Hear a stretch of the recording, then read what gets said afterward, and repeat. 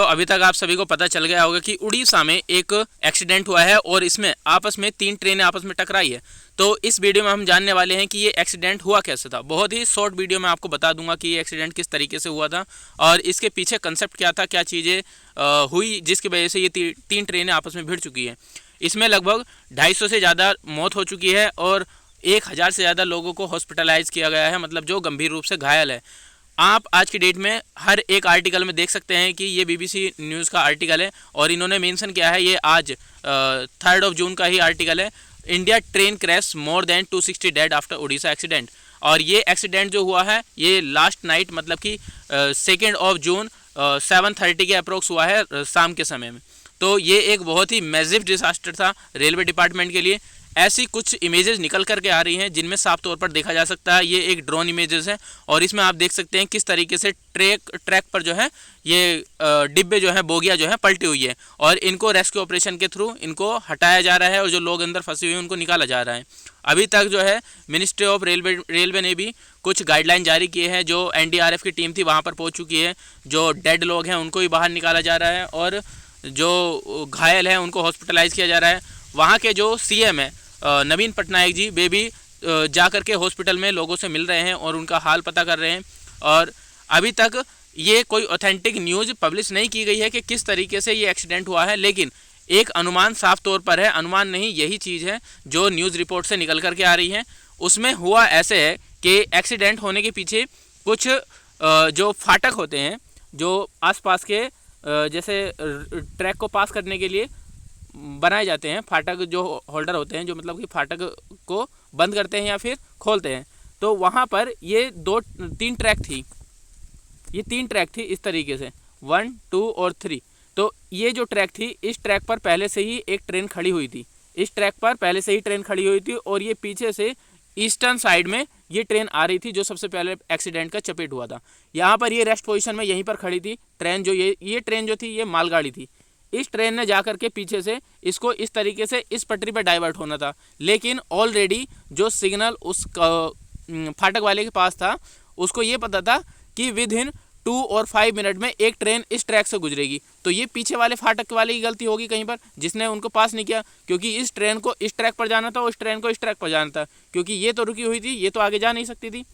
तो हुआ यूँ कि ये ट्रेन इसी ट्रैक पर चलती रही और सामने जो खड़ी हुई मालगाड़ी थी इसमें जाकर के टकरा गई और ये सारी बोगियाँ पलट गई।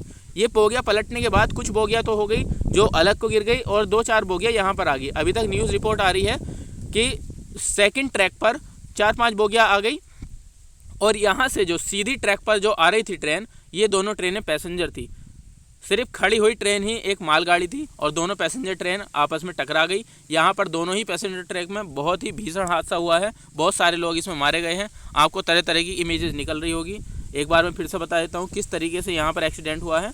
तो यहाँ पर इस तरीके से 3 ट्रैक बने हुए थे और 3 ट्रैक में यहाँ पर जो थी एक ट्रेन पहले से खड़ी थी, ये ट्रेन आकर के इस पर चढ़ी, इसकी कुछ बोगियाँ सेकंड ट्रैक पर आई, सेकंड ट्रैक पर अपोजिट डायरेक्शन से एक ट्रेन आ रही थी, वो इससे टकराई, तब सारे में ये हादसा हुआ है। कुल मिलाकर के 3 ट्रेन इसमें टकराई है, जिनमें से 2 ट्रेन तो पैसेंजर थी और एक ट्रेन थी इनमें जो मालगाड़ी थी। तो नुकसान काफ़ी हुआ है। रेलवे डिपार्टमेंट ने इस पर शोक जताया है। जो मिनिस्ट्री ऑफ रेलवे है उन्होंने कुछ मुआवजा देने की बात करी है। जो हॉस्पिटलाइज कैंडिडेट है उनको भी जो क्रिटिकल कंडीशन में है उनका प्रॉपर खर्चा गवर्नमेंट कराएगी। एनडीआरएफ की टीम वहाँ पर लगी हुई है, तो जल्दी ही वहाँ पर रेस्क्यू ऑपरेशन करा लिया जाएगा। जो लोग फंसे हुए हैं उनको निकाल लिया जाएगा।